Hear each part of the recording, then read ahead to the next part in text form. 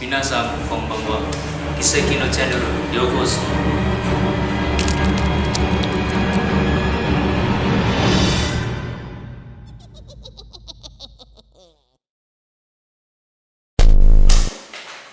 Minasan, genki desu ka? Kembali lagi di Kisah Gigaku Channel bersama saya Wisnu dan juga teman saya Imam. Ya seperti kalian lihat di spesial Oktober ini kita mau bahas yang berbau-bau misteri ya. Soalnya kita juga ada Halloween di bulan Oktober, Oktober. Nah di video kali ini kita mau membahas urban legendnya Jepang. Soalnya di Jepang itu juga nggak kalah mistisnya juga sama Indonesia sih. Di sana juga banyak ya makhluk halus kayak gitu bisa cerita-cerita mitos atau mistis. Yang jadi urban legendnya di Jepang sendiri. Ya langsung saja. Kita bahas saja dari yang pertama ya, yaitu yang sering kita dengar itu mungkin ada teman-teman juga udah pada denger ya itu Toire no Hanako-san. Toire no Hanako-san. Ya, itu toire itu berarti berbau tentang kamar mandi. Soalnya toire itu artinya kamar mandi ya, nah saya. Toire no Hanako-san.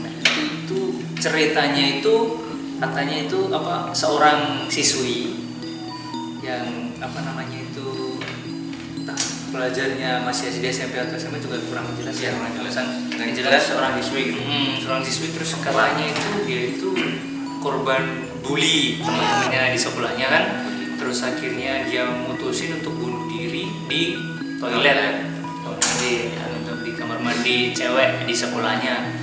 Nah apa namanya itu katanya ini berapa desas-desusnya itu Hanako-san ini menghuni toilet itu di bilik nomor berapa ya? Nomor 3. Jadi itu udah terkenal menyebar luas di daerah Jepang dan masing-masing itu pasti di bilik nomor 3. Dan orang Jepang pun percaya kalau apa namanya itu Hanako-san itu ada di setiap toilet bilik wanita di setiap sekolah di Jepang gitu. Jadi satu hantu bisa kemana-mana gitu atau dan anehnya lagi kalau setiap kita mau masuk ke bilik nomor 3 kita harus wajib ini itu mengetuk pintu tidak. Jadi harus mengetuk pintu 3 kali. Dan itu tak luput juga ya kita harus memanggil namanya anak-anakku itu anakku atau di dalam toilet apakah anakku tersebut di dalam toilet atau nah untuk panggilan Hanako sendiri di dalam toilet itu banyak versinya ya seperti Hanako-san Iruga atau Haiteruga itu juga bisa. Terus seumpama si Hanako-san ini menjawab itu apa yang terjadi? Biasanya kalau dijawab terus toiletnya itu kebuka dan yang apa namanya yang ngetok yang manggil tadi yang di toilet itu pasti langsung melihat si Hanako itu sendiri kan? Dengan ya katanya sih wajah menyeramkan dan berlumuran darah gitu, dan itu bakal menghantui dia seumur hidupnya kan sih gitu. Karena sepanjang masih hidupnya dia kan kena kuliah Ya, jadi mungkin dia masih ada dendam. Ya pastinya itu menyimpan dendam tersendiri. Wah berarti cukup mengerikan juga ya si Hanako-chan. Ya mengerikan sih. Bukan cukup lagi mengerikan. Nah ini kan biasanya pasti nih sebelum kita masuk kan ketuk pintu 3 kali Ya di bilik nomor 3 itu itu ya proses proses itu ya. Nah seumpama kita nggak ada ketuk 3 kali atau manggil si Hanako sendiri itu apa yang terjadi kira-kira? Kalau itu saya juga kalau waktu baca artikelnya juga nggak ditulisin sih. Kalau misalnya nggak ketuk itu gimana? Tapi yang jelas itu diwajibkan untuk ngetuk 3 kali dulu terus tanya anakku kamu di dalam apa enggak? Ya mungkin itu seolah kayak permisi gitu. Permisi udah jadi kepercayaan enggak juga kan? Kalau enggak permisi ya mungkin jadi hal yang lebih buruk atau gimana juga. Padahal seumpama nih kita sudah ketuk 3 kali karena kamu ada di dalam seumpama sih kita udah namanya ada pasti tetap juga kan kita pasti dihantui. Mau nggak mau Ya, karena itu sudah menjadi kepercayaan dan mitos di Jepang sendiri begitu Mas. Nah, selanjutnya ini masih ada kisah urban legend yang tentunya di Jepang itu terkenal sekali juga, sama seperti Toire no Hanako. Nah, ini kisah tentang Darumasa. Kalau dari artikel yang saya baca ya, Darumasa ini sebenarnya seorang cewek juga ya. Dia itu sedang main petak umpet gitu loh ceritanya itu di rumah. Terus dia itu umpetnya itu di kamar mandi. Nah, sedangkan waktu dia ke kamar mandi itu dia kepleset, terus katanya matanya ini kena itu keran. Keran itu terus katanya sampai copot itu loh matanya, satunya copot dan meninggal di tempat. Dari bisa bayangin saya jadinya awal penasaran. Dan juga itu katanya kalau di artikelnya itu ya, kalau misalnya ini orang-orang yang ingin membuktikan atau ingin sekedar tahu keberadaannya dia itu bisa pakai cara-cara tertentu. Misalnya yaitu itu kan kalau di kamar mandi itu kan ada bathtub ya. Nah, bathtubnya itu diisi air penuh, terus kita rendaman di situ waktu malam hari pastinya. Terus kita keramas di di bawah keran yang itu.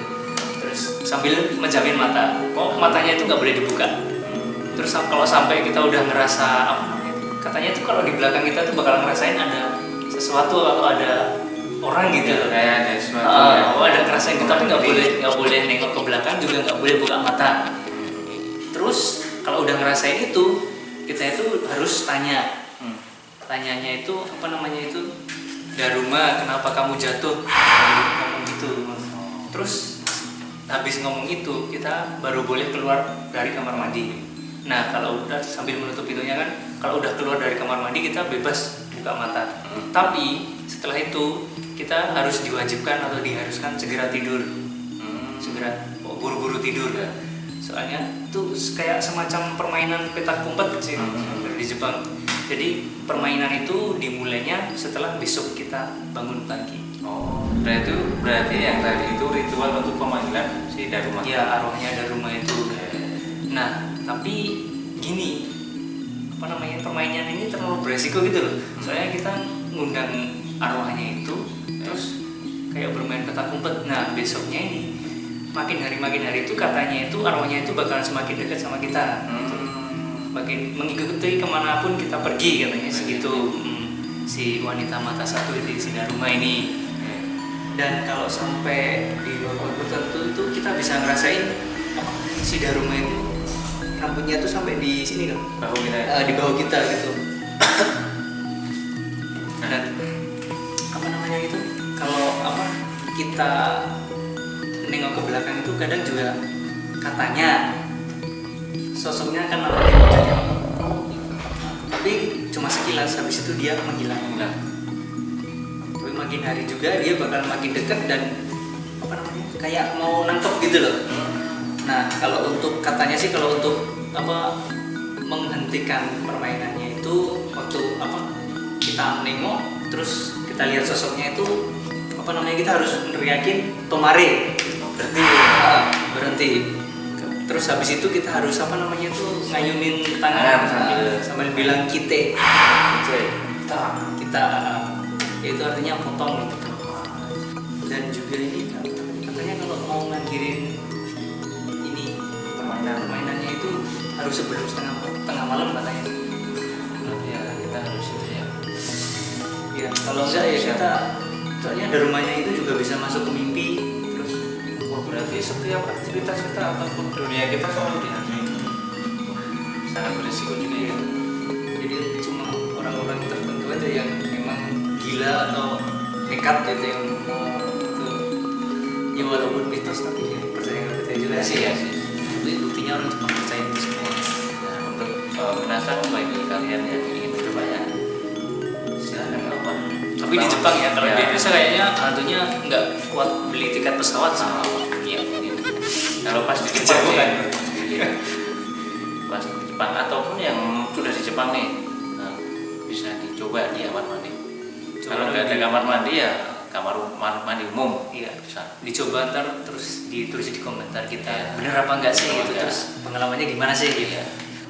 Nah itu tadi kita sudah gitu ya membahas tentang Dharma. Iya, Dharma sana. Nah dan ini tidak kalah lagi nih, ada masih ada urban legend yang fenomenal atau terkenal di Jepang, yaitu kita pasti sudah itu ya familiar. Namanya itu Akamanto. Kenapa sih kok bisa disebut Akamanto itu?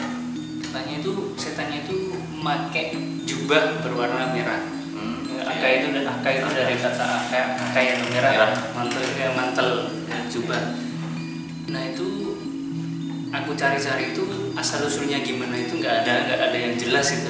Asal usulnya setan itu kok bisa jadi kayak gitu nggak tahu, tapi ya nggak tahu jelasnya gimana. Tapi yang jelas itu setannya itu menempatinya itu di bilik toilet juga ini. Masih toilet ya? Iya. Di bilik toilet tapi yang paling akhir. Ujung. Nah itu toilet di umum ya seluruh Jepang tuh ya? Iya. Percayaannya di seluruh Jepang. Nah katanya ini kalau malam ya apalagi kalau tengah malam ya. Jadi misalnya kita ini lagi gunain toilet di toilet yang paling ujung. Itu katanya tuh mendadak itu ada suara misterius gitu yang nawarin mau tisu kertas warna merah atau warna biru. Terus setannya itu nawarin juga itu merah atau biru. Nah katanya kalau misalnya kita pilih warna merah, maka dia akan menggorok atau menyayat leher kita sampai baju kita itu berwarna merah, bersimbah darah. Ya. Dan tapi juga kalau misalnya kita pilih warna biru, maka dia akan mengecek leher kita itu loh, sampai wajah kita itu warna membiru, sampai badan membiru kayak itu ya. Jadi susah juga ya pilih warna merah digorok, pilih warna biru dicekek, sama ujung-ujungnya mati ya. Nah itu mitos dan percayaan orang Jawa sendiri ya. Akamanto ini. Untuk kisahnya sendiri kan simpang siur juga ya. Asal-usulnya di ya. Tapi kalau kalian Mina ingin mencoba ingin cari tahu tentang Akamanto, ya itu bisa cari di toilet di umum, di kowen atau di mana itu bisa kalian coba. Bener nggak sih di Jepang itu ada hantunya? Iya. Kalau pengen tahu ya kayak gitu. Tapi bawa temen ya, Teman bawa sendiri bahaya itu. Bahaya. Kalau misalnya emang bener-bener ada loh, tahu tinggal nama aja. Nah, kita langsung aja ke urban legend yang selanjutnya itu TGTG. Nah, ini kalau dari ceritanya sih Mami, itu kan ada seorang gadis juga yang masih sekolah ya. Itu ada dua versi. Yang pertama itu ngomong kalau dia itu bunuh diri, terus ada juga yang bilang dia itu terjatuh dari jembatan, tuh jatuhnya di atas rel pas. Dan juga itu katanya itu waktu jatuh itu ada kereta ya, kereta lewat itu ya, terus terpotong jadi. Aduh. Nah terus itu jadi itu setan itu terus katanya itu nggak tahu gimana penampakannya itu, dia itu kan kepotongan dia jalannya itu pakai tangan ini, terus ininya tuh ngesot, tapi dia itu nggak tahu gimana tuh bawa kayak parang gitu katanya, ceritanya penampakannya gitu. Dan dia itu kalau jalan itu kayak gesekan perutnya itu bunyinya itu teke-teke gitu kan, kata orang Jepang, makanya itu dijulukin jadi teke-teke gitu ya. Dan juga kalau misalnya ini kalau ada orang yang ketemu dia itu dianjurin secepat mungkin lari. Untuk biar supaya tidak kerja gitu ya. Nah, soalnya dia itu setannya itu jahat banget, itu ngejar terus bunuh juga. Berarti untuk menyamai supaya si korban sama dengan si hantu itu ya. Iya, soalnya dia ngebunuhnya itu ngebelahin perut. Wah, Berarti intinya itu harus lari cepat. Iya, harus lari cepat mungkin. Soalnya katanya juga itu si teke-teke ini geraknya juga cepat meskipun cuma pakai tangan jari pisau itu loh. Namanya juga hantu ya. Iya. Oke, cukup mengerikan. Ya, nggak cukup lagi nih. Sudah mengerikan lagi nih. Apalagi sampai ngebunuh. Wah, bunuh ya. Gila. Nanti kalau pas di rel, Ya, hati-hati ya kalau hati-hati, di penasaran. lintasan kereta api loh. Siapa apalagi tahu ketemu teke-teke gitu. kalau tengah malam serang diri dan pakai sepedanya bocor. Nggak bisa bayangin saya. Tapi ya itu kan cuma mitos. Tapi kan ya percaya itu tergantung penasaran. Nah, jadi mungkin itu teman cerita tentang urban legendnya Jepang ya. Ya. Sebagian sebenarnya sih masih banyak tapi kita emang sengaja ceritain yang sebagian aja. Dan ini tuh sebenarnya tuh apa namanya itu nggak nyangka ya bang. Ya soal kita yang pernah ke Jepang itu, soalnya di Jepang itu kayak aman-aman aja gitu. Di balik itu ternyata juga ada urban legendnya juga ya. Ada misteri-misterinya juga sampai yang bisa ngebunuh gitu. Nggak nyangka banget lah. Kita kalau saya sendiri nih kalau tiap malam itu keluar ke supermarket itu juga biasa Sendiri gitu ya? Nah, jam berapapun lah, jam 1, jam 2, jam 3 malam itu nggak ada rasa takut-takut ya. Nggak tahu kenapa gitu. Beda kalau di Indonesia pasti kan ada rasa itu ya. merinding atau Gitu. gitu. Di sana itu Kita sama sekali enggak. cuek ya, cuek karena bebas gitu. Malam, siang, sore, pagi itu kayaknya sama sih. Di depan sih. Tapi di balik itu semua nah, nggak tahu menyimpan misteri banyak gitu. Saya nggak percaya tapi orang Jepang mempercayai itu. Percaya itu semua dan itu pun ada yang terjadi gitu Ya. di Jepang. Mungkin bisa kalian teman-teman cari itu artikel-artikelnya di Google itu juga banyak sih. Ya, apa kasih saran untuk kita? Ya bisa. Kalau mau ada yang mau nambahin juga atau ada yang teman-temannya punya pengalaman juga Ya. lah, bisa ditulis di kolom komentar Kalau kita kita juga. ya, bisa ini juga. Jadi begitu minasan Ya. cerita kita hari ini di video kali ini, dan kita akan ketemu lagi tepatnya pada hari Kamis dan juga hari Sabtu Ya. hanya di Kisah Gigaku channel. Channel. Dan selalu Kisah Giga Arimasu.